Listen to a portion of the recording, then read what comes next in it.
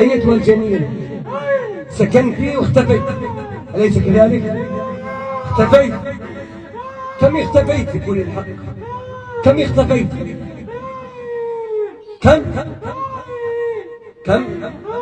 تكلم بلسانك. 20. الله أكبر. كم اختفيت عند اللقاء وأنت تذهبين ولا تتأثرين؟ أين كنت؟ أين كنت؟ أين كنت؟ خلاص أصابك الغضب، أصابك الغضب، أصابك الغضب عندما كشفك الشيخ أبو نوح. ما الذي جرى؟ ما الذي جرى؟ أين كنت؟ أين كنت؟ في العورات. تختفين في العورة. لكن أنت عرفتني. الله أكبر. لما كشفتني؟ أنا كشفتك بقوة الله جل وعلا، وهذا بفضل الله تعالى. هذا بفضل الله. ذهبت إلى الرقاة وجلست وسمعت القرآن، سمعت الرقية الشرعية، ولكن لا إجابة. لا إجابة. لماذا؟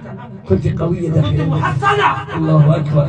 محصنة في حصول كبيرة. الله أكبر. عقدة في عقدة في عقدة في عقدة فوق. هو أحرق وأنت أحرق. الله أكبر.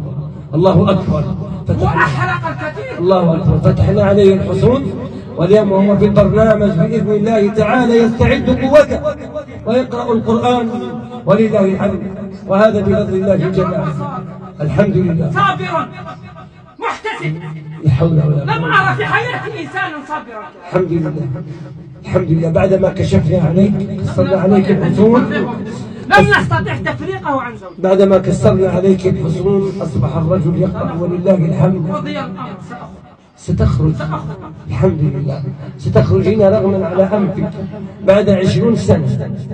هذه الحلقة الأولى وأنا أسمع هذا الكلام بعد 20 سنة وأنت تسكنين العورة. تسكنين العورة.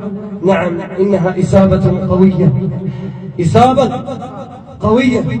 أسأل الله تعالى أن يفتح لك العقد. اللهم افتح العقد يا رب العالمين. اللهم افتح العقد على كل زوجين. اللهم افتح العقد على كل زوجين يا رب العالمين. بسم الله العظيم تفتح العقد. بسم الله العظيم تفتح العقد بإذن الله تعالى. سندعوها وسنفتح له العقد بإذن الله جل وعلا. بسم الله العظيم تفتح العقد. بسم الله العظيم تفتح العقد. بسم الله العظيم تفتح العقد. اللهم لك الحمد يا الله على ما كسرت لها الحصون يا رب العالمين، وعلى ما كشفتها، وعلى ما كشفتها على أيدينا. كشفتها. عذبتكم هذا. يا أبو نوح هدمتنا.